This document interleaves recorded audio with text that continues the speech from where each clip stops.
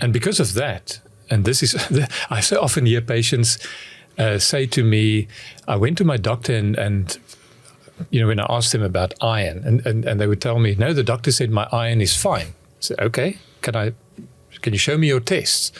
And then what they show me is a hemoglobin, and there's no iron tests to be seen.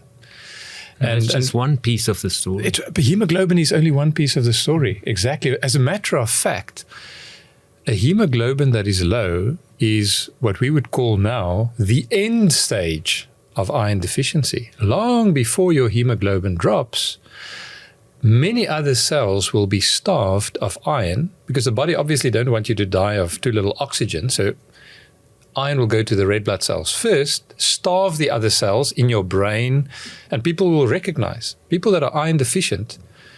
They are irritable, they might be anxious, they can be depressed, they brain have brain fog, they struggle with memory, they feel fatigue and tired, and so many symptoms that you can have without being anemic.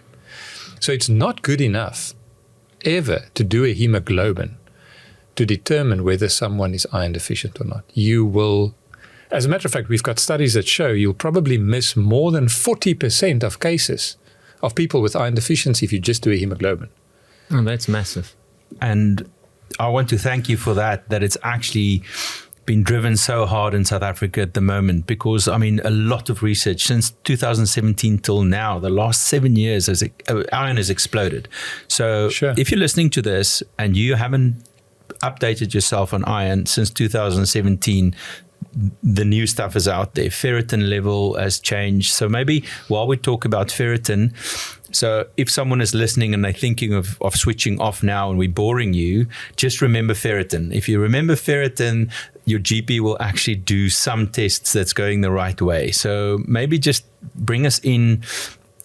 We talked that we're going to talk about the ingestion, but maybe let's talk about the test. Okay. So number one, when people think about testing your iron, it's not just saying to the lab, test my iron, because that can actually give you a false impression. For instance, if you literally go and test your serum iron, but you do it non-fasting, it might look completely normal, as an example. And it's not a good test, because there are other things apart from iron deficiency that can cause a low level of serum iron. So you can't really make sense of that. So you need something else.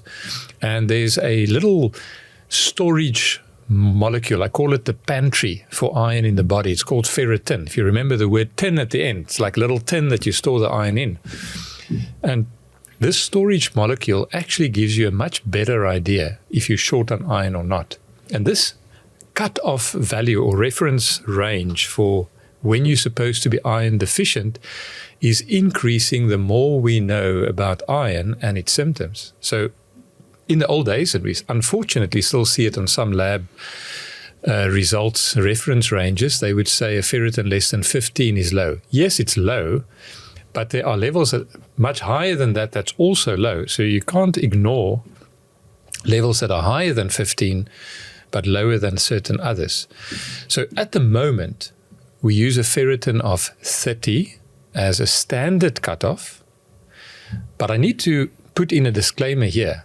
We've just completed some research that I can't talk about yet, where we actually did bone marrows on people to see what should that cutoff be.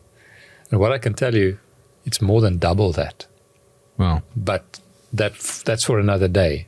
I don't want to go into too much detail before the publication is out. But the point is, a ferritin less than 30 is definitely low. There's nothing else that's going to give you a ferritin that low.